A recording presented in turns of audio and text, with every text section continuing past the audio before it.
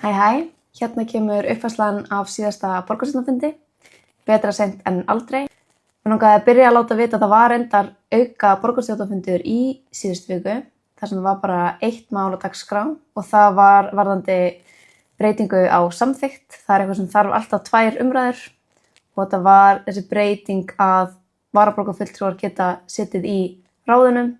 Ég ásamt Samfylkingunni og Vinstrinni lögðum fram tillögu að formenn ráðanna ættu að vera aðalmenn. Þeirri tillögu var hafnað, sem mjög miður af því að þessi tillaga var í raun og veru bara svona trygging að það er borgarfulltrúi sem er formaðurinn, þannig að hann geti fylgt málum þess fagráðs áfram í borgarstjórn. Síðan var tillaga frá meirihlutanum símafrí í grunnskólum. Ég studdi þá tillögu og sú tillaga var bara mjög vel unnin, greinargerðin var mjög góð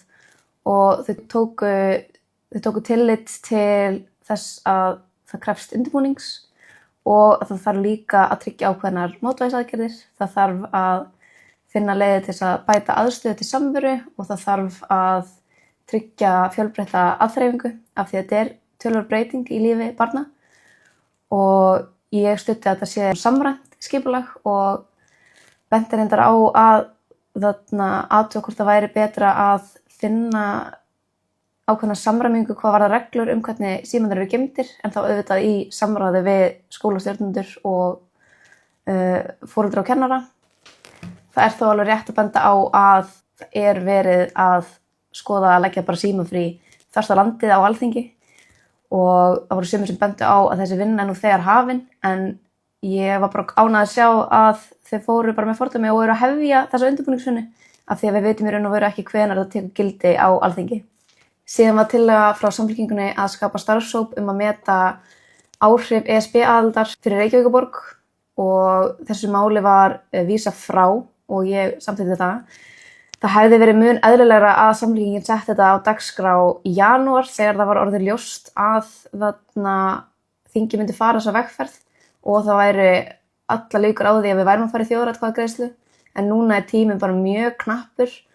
og þau verður bara svona ákveðna þætti til þess að skoða sem að ég held að þau haldi að myndi sína ákveðið jákvætt ljós á þetta en ef það er verið að fara í svona vinnu þá þarf að skoða þetta heildrænt, það þarf að skoða alla þætti af því það eru kostir og það eru gallar og það væri eðlilegra þá að fara og hefja þessa vinnu og nauðsynlegt að hefja þessa vinnu ef að niðurstaðan verður já í ágúst. Síðan var meirihlutinn með tillögu að endurskoða bílastæðamál í Reykjavík og ég ákvað að sitja hjá af því að þetta voru mjög margar tillögur og það voru margar tillögur sem ég var bara mjög hlynnt meðal annars að endurskoða gjaldskyldutíma og finna betra fyrirkomulag við sleppistæði og fullt okkur svona sem er bara sjálfsagt. En það voru aðrir hlutir sem ég var ekki til í. Eitt af þeim var að afnema reglur hámarksfjölda bílastæða við nýbyggingar. Mér þætti eðlilegra að bara endurskoða þær og mögulega taka mið af því hvort að bílastæðin séu í bílakjallara eða ofanjarðar og að það sé mismunandi viðmiðið við það. En að afnema þær alveg tekur allan ramma í burtu og það skapast óskilvirkara ferli að þurfa að meta hvert tilfelli. Síðan var líka tillaga að leggja 90% afslátt á gatnagerðargjöldum við gerð bílakjallara og ég benti á að afslátturinn ætti ekki að vera jafn mikill með við bílakjallara í íbúðarhúsum og bílakjallara í bílastæðahúsum þar sem að það verða að reka það í hagnaðarskyni.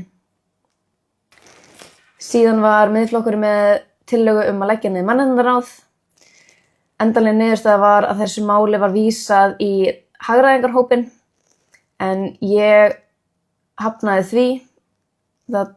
held að stór ástæða af hverju þetta var ekki lagt niður eins og við byggumst við af meirihlutanum var að þau vildi finna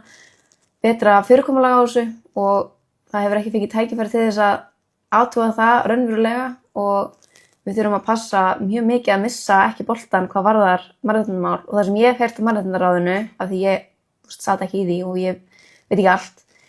er að þetta skapaði miklu betri vettvang fyrir samráð og líka að fela öll þessi mál undir sama ráð en ekki skipta þessu upp eftir mismunandi málaflokkum skapaði líka tækifæri af því það er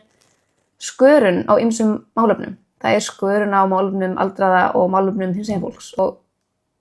þetta var vettvangur til þess. Síðan var Vinstri með tillögu að athuga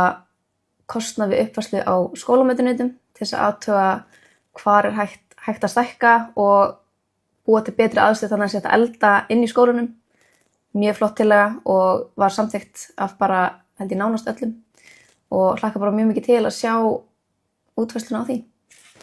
Og að lokum var þarna rætt afnotasamninginn í Gufunesinu og það náttúrulega ræðan mín birtist á Facebook bara fyrir nokkrum dögum og niðurstaðan var að samningnum var sagt upp og ég benti bara meirihlutanum á það að fyrst að þetta var niðurstaðan þeirra að það var það þeirra ábyrgð að reyna að finna eitthvað annað fyrirkomulag og þá er ég ekki að meina að finna annað fyrirkomulag til þess að borgarfréttafólk. Þau eru bara að leita að landsvæði til þess að geta verið og mér finnst það minnsta sem þessi meirihluti getur gert er að tala við þetta fólk. Þannig að það var mjög margt sem gerast á þessum fundi og næstu fundur í haust verða örugglega umfangsmeiri þannig ég ætla að reyna að halda áfram að gefa ykkur uppfærslu.